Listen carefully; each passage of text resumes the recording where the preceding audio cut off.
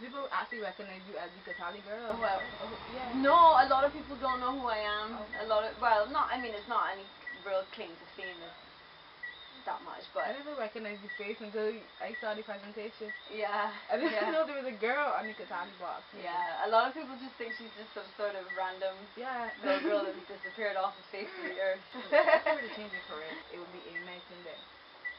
No. What would it be in? What would it be? If I was, as in a complete career change? A complete change.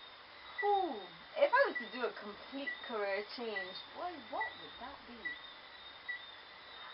I think at the moment I would either want to be a farmer. I would either go back to school to study like agriculture, but not traditional agricultural methods. I'd like to study more things like aquaponics and I'd like to study that, or something maybe not so related to food would be I'm really enjoying videography and media, so I'd probably do an element of that. Okay.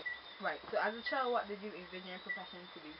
Would it be the same organic farming or? Definitely not. No. No. No. Mm-mm. As a child, what did I was not one of those kids that grew up. My mom was very open-minded. Okay. So I was not one of those kids that grew up with this idea that I needed to be a doctor or a lawyer to prove a point to anybody. Okay. I very much enjoyed art, so I suppose I would have seen myself somewhere along those lines. Okay. And I wasn't really ever in the kitchen that much when I was growing up. I would have to say probably something artsy. Okay. So Yeah. why do you care about nutrition? Well, there's so many different issues in the world. Why nutrition specifically? I think over the years, I've come to realize that okay, we need basic things to survive, and I feel like food. We need air, we need water, we need food, and we need shelter. And for the most part, shelter and food are the two things that you can control, right? And I feel that control has through the lack of providing good food. I feel that control that people have has been taken away from them. Sometimes by choice and other times through a whole heap of other reasons. And the repercussions for that, I think, are so detrimental, and not just to our health, but to our security as a country. And so for me, addressing nutrition is very much health, but then in the back of my mind, I'm also looking at just general well-being, at what does this mean for us as an independent person and as an independent country, being able to eat healthy food and provide it for ourselves.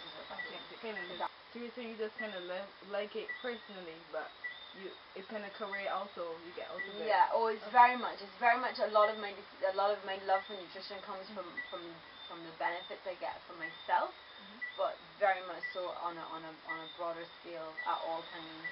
And who was the person that most influenced you and how? And where did your motivation come from every day? Okay, that's kind of two questions. Okay. Or two first sets. one. So it's evolved. I think in the beginning, my motivating factor was my grandmother. It's exactly what I said on my TED talk, and having to see her inability to make changes to her diet. And really, when my gran got sick, like myself and my family, we had no idea. We did not link what she was going through to her food. And when we all made that link, it was such a shock to all of us. We never really heard about bread and meats and all these things that make you so sick over time, right?